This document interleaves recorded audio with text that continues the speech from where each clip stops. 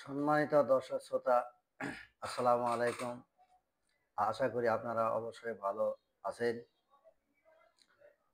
সেই সাথে আমার ইউটিউব চ্যানেলটি যারা দেখছেন, নিয়মিত কমেন্ট করছেন, শেয়ার করছেন, সাবস্ক্রাইবার করছেন,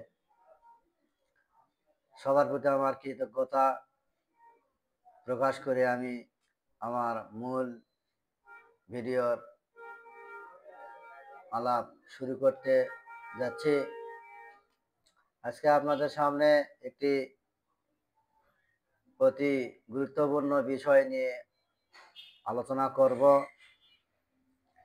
তার পূর্বে অবশ্যই আমার এই আইনি ইউটিউব চ্যানেলটি সাবস্ক্রাইবার করবেন, কমেন্ট করবেন, শেয়ার করবেন এবং আপনি আমার এই ইউটিউব চ্যানেলটি দেখে শুনে অবশ্যই উপকৃত হইবেন, এটা আমার আশা। আপনি উপকৃত হইলেই আমার ইউটিউব চ্যানেলটি সার্থকতা পেয়ে যাবে। সেই সাথে আজকে আমি আপনাদের সামনে যে বিষয়ে আলোচনা করব তার মূল শিরোনাম হচ্ছে পুরাতন খারিজ কি কারণে বাতিল হচ্ছে।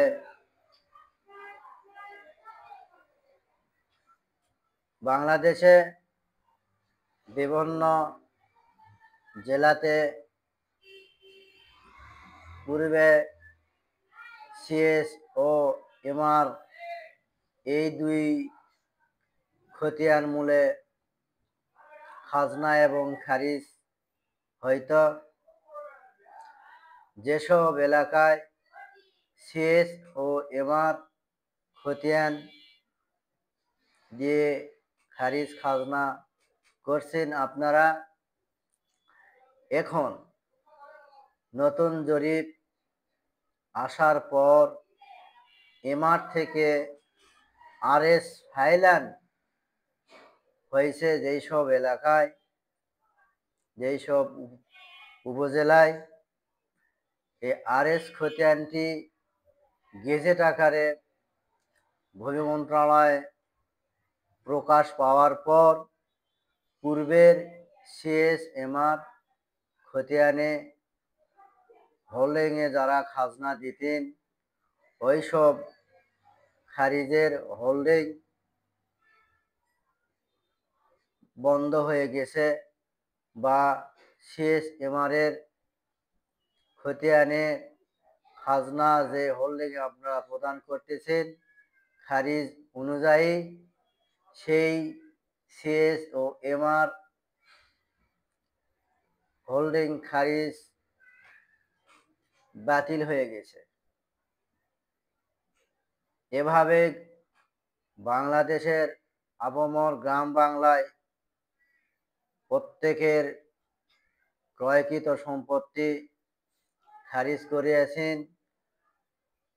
সিএসএমআর মূলে দীর্ঘদিন তাদের খাজনা প্রদান করেছেন, কিন্তু আরএস রেকর্ড যখন গেজেট হয়ে যাওয়ার পর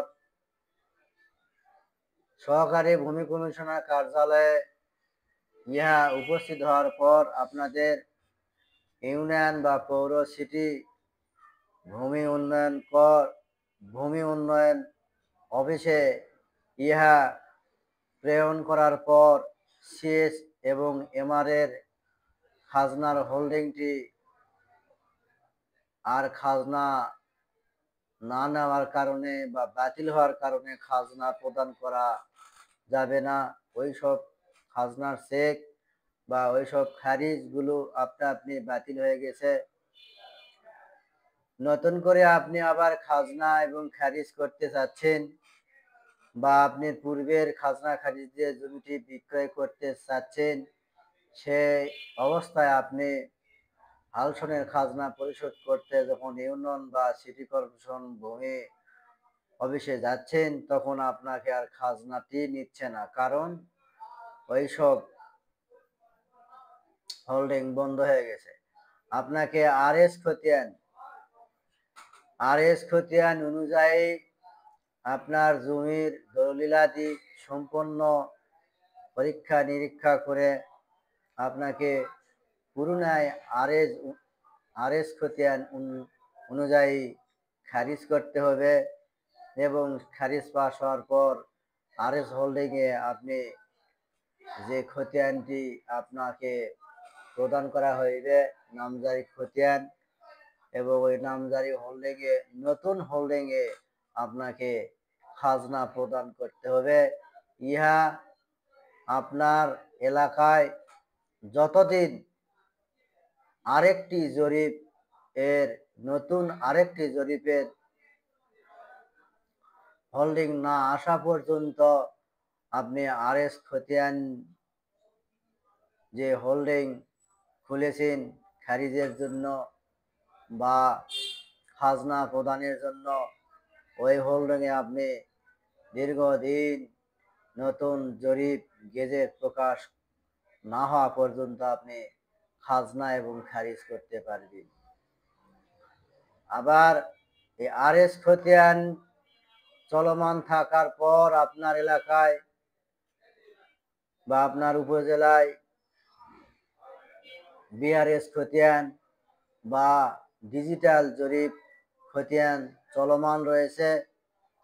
এই চলমান খতিয়ানটি সরকারিভাবে যখন গেজেট আকারে প্রকাশ করবেন, তখন পূর্বের আরএস খতিয়ান হোল্ডিংটি রহিত হয়ে যাইবে, যার কারণে আপনাকে আবার বিআরএস বা ডিজিটাল ভূমি জরিপের আওতায় গেজেট আকারে যে প্রকাশ করবে, এই হোল্ডিংয়ে পুনরায় নতুন করে আবার খারিজ করতে হবে এবং পুনরায় খাজনা প্রদান করতে হবে। এইরকম করে মহানগর, সিটি জরিপ, ঢাকা, রাজশাহী, চিটাগাং, ময়মনসিংহ, রংপুর, সিলেট, বাংলাদেশের যেসব সিটি শহর রয়েছে, এই সব সিটি শহরে সিটি জরিপ গেজেট আকারে প্রকাশ করার পর বিআরএস বা আরো যে পূর্বের যে খতিয়ানগুলো গেজেট আকারে প্রকাশ হয়েছে, সেই খতিয়ানে আপনারা আর খাজনা দিতে পারবেন না এবং খারিজও করতে পারবেন না। তখন আপনাকে সিটি জরিপ অনুযায়ী খাজনা খারিজ করতে হবে। পূর্বের খারিজ আপনা আপনি বাতিল হয়ে যাবে, কারণ আপনা আপনি এই সব হোল্ডিংগুলো যখন বন্ধ হয়ে যাইবে এবং এই হোল্ডিংয়ে যখন খাজনা প্রদান করা যাইবে না, তখন বুঝবেন যে এই খারিজগুলো আপনা আপনি বাতিল হয়েছে। এইভাবে বাংলাদেশে যতদিন বিভিন্ন জরিপ হইবে, পূর্বের খতিয়ান থেকে খাজনা প্রদান করে বর্তমান খতিয়ান যখন গেজেট হবে, পূর্বের খতিয়ানে খাজনা আর প্রদান করতে পারবেন না। এটাই হলো মূল বিষয়।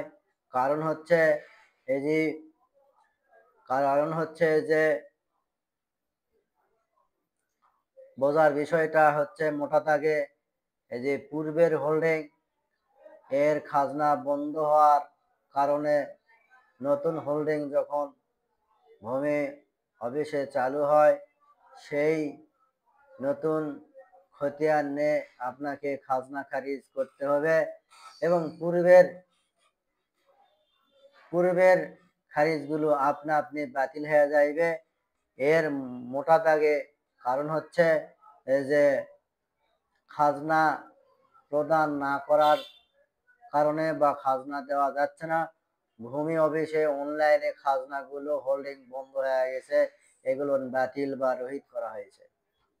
যার কারণে আপনার সামনে যতটুকু সম্ভব অবশ্যই আপনারা এ বিষয়ে বুঝতে পারছেন এবং আপনারা আপনাদের একখণ্ড সম্পত্তি যেগুলো রয়েছে আমাদের কাছে প্রশ্ন করে যে ভাই আমি তো খারিজ করছি ভাই 5 বছর আগে, 7 বছর আগে, 10 বছর আগে খাজনাও দিয়ে আসছি, আমার খারিজ আছে, খাজনা আছে, আমাকে কেন আবার খারিজ করতে হবে, এইরকম প্রশ্ন করে। যার ফলশ্রুতিতে আমি চিন্তা ভাবনা করলাম যে একটি ভিডিও না করলেই নয়, মানুষকে অবগতি করার জন্য। সেই জন্য আজকে আমার এই ভিডিও করা। অবশ্যই আপনারা বুঝতে পেরেছেন যে হোল্ডিং যে হোল্ডিংয়ে খারিজ বা খাজনা প্রদান করতেন সেই সব হোল্ডিং বন্ধ হওয়ার কারণে পুনরায় আবার আপনাকে খাজনা প্রদান করার জন্য আবার খারিজ করতে হবে। এভাবে ধারাবাহিকভাবে চলতেই থাকবে। অবশ্যই আমার কথা বুঝতে পেরেছেন। সেই সাথে আমার ইউটিউব চ্যানেলটি সাবস্ক্রাইবার করবেন। সকলের দীর্ঘ আয়ু ও সুস্থতা কামনা করে আমি মোহাম্মদ আব্দুল হাকিম, দলিল লেখক, স্ট্যাম্প ভেন্ডার, আইনজীবী, Dupchanchia sub registrar office, Dupchanchia, Bogura. আমার এই ইউটিউব চ্যানেলে প্রশ্ন করবেন, কমেন্ট করবেন, আপনাদের আইনি মতামত দেওয়ার জন্য যথাসাধ্য চেষ্টা করব। সবার সুস্থতা কামনা করে আপনাদের কাছ থেকে আমি বিদায় নিচ্ছি। আল্লাহ হাফেজ।